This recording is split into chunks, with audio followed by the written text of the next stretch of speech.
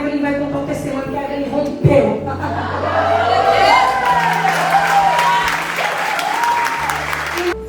A paz do Senhor. Amém. Estou muito feliz de estar aqui hoje. E eu preciso fazer um comentário. Há mais ou menos 6 anos atrás, eu e minhas amigas estávamos aqui como convidadas das irmãs no chá do Círculo de Oração. E agora todas nós somos casadas. E estamos aqui. Eu preciso citar Rebequinha, Tracy, a Raíssa já é mãe. E tem mais uma amiga que não está aqui, que é a Dani, que é a amiga do coração, que também já é mãe casada. Então, muito obrigada, glória a Deus. Agora nós somos as mulheres da Admito Church. Bom, eu escrevi porque eu tenho pouquinho tempo e eu queria ser sucinta. Então, eu vou contar um testemunho. Mas alguns dias atrás, uma amiga me disse assim: Evelyn, você é a pessoa mais forte que eu conheço. Ela estava se referindo ao que eu tinha vivido durante os últimos 2 anos. E eu falei para ela: não, eu não sou forte. Eu só fui bem treinada. A mulher que me treinou passou por muito mais coisas e lutou muito mais guerras, e guerras muito piores do que a minha. E eu assisti de perto ela vencendo todas essas guerras. E eu vi como ela vencia todas essas guerras quando fosse necessário. Minha mãe, Elisete, está no Brasil. É a mulher mais forte e mais virtuosa que eu conheço. Graças a Deus e tudo que ela fez por mim. Deixa uma dica também, que vocês mulheres ensinem as suas filhas a guerrearem nas guerras, porque um dia ela não estará mais na sua casa e vai precisar de tudo aquilo que você usou para vencer as suas guerras. No final do ano de 2021, eu ouvi a voz do Senhor me dizendo que eu deveria vir ao Canadá e trazer a minha avó para o aniversário da minha tia Damares. E então, no ano de 2022, eu pedi 20 dias de férias do trabalho para acompanhar a minha avó na viagem de vinda, e depois ela voltaria sozinha, porque ela ia ficar mais 3 meses, eu acho. Mas na segunda semana dessa viagem, após chegar aqui, a minha tia Damares infartou. Acredito que todos já sabem. E desde então, a viagem que duraria 20 dias se prolongou para mim por mais 30 dias. E desde então, Deus começou a cumprir a promessa que hoje eu vivo. Deus preparou uma empresa que aplicaria o visto de trabalho para mim. Eu fui na entrevista com a Casey, porque eu não sabia falar inglês. E depois da entrevista, a gente saiu de lá achando que era uma loucura, porque a mulher parecia muito doida. Mas mesmo assim, eu continuei, porque eu precisava daquele emprego. Eu mudei para casa daquela família e a presença do Senhor foi comigo. A mulher que era louca se tornou a minha amiga. E aquelas pessoas daquela casa se tornaram também a minha família.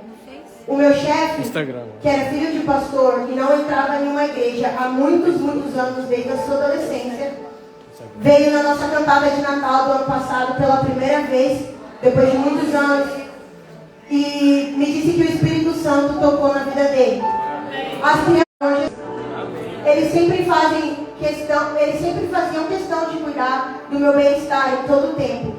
O meu chefe reformou o basement que eu morava e comprou todos os móveis novinhos.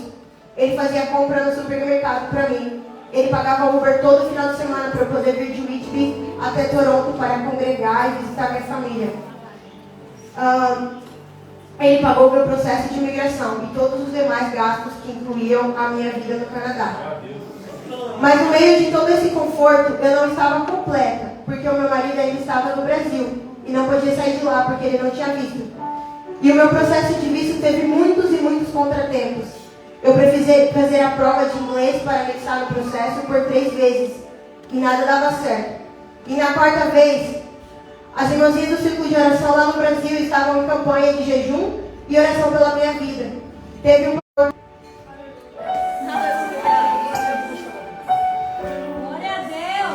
e ele ficou ajoelhado o dia inteiro em oração. E só se levantou quando a esposa dele disse que eu tinha saído da prova, depois de muitas horas. A minha tia Odete, a minha mãe, convocavam todos os intercessores que ela conseguia. Enquanto a minha tia Damares e a minha tia Laércia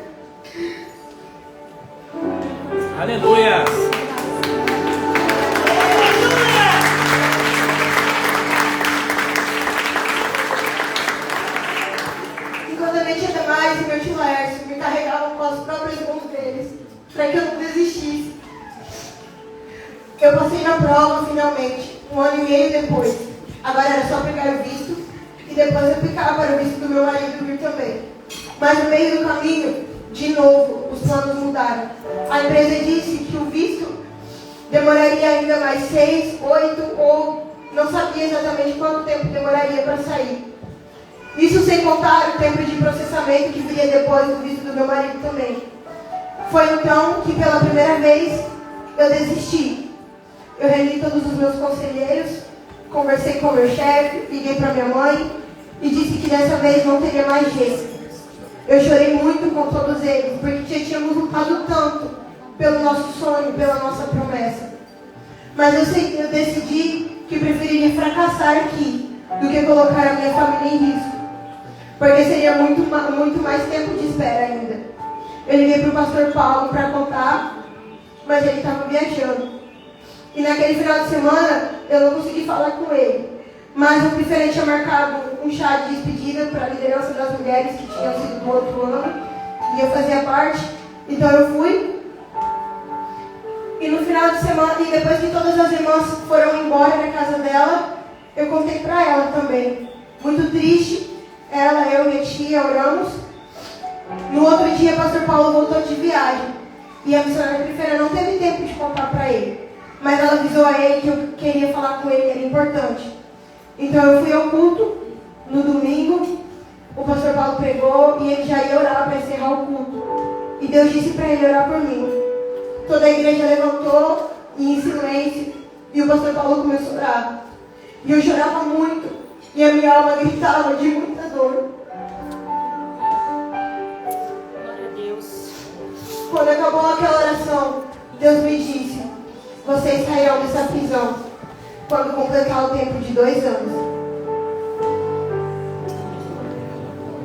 Naquela semana, tudo se resolveu. Passou o final do ano, entramos no ano novo e chegamos no dia 5 de abril de 2024, o dia que faria 2 anos que eu tinha vindo ao Canadá.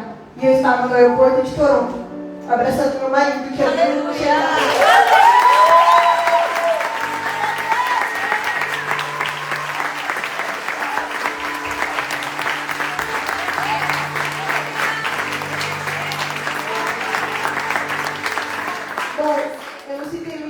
Sobre o processo que eu passei com o meu marido, porque era para ser sucinto e para falar sobre ele, eu precisaria de muitas horas, porque ele é incrível.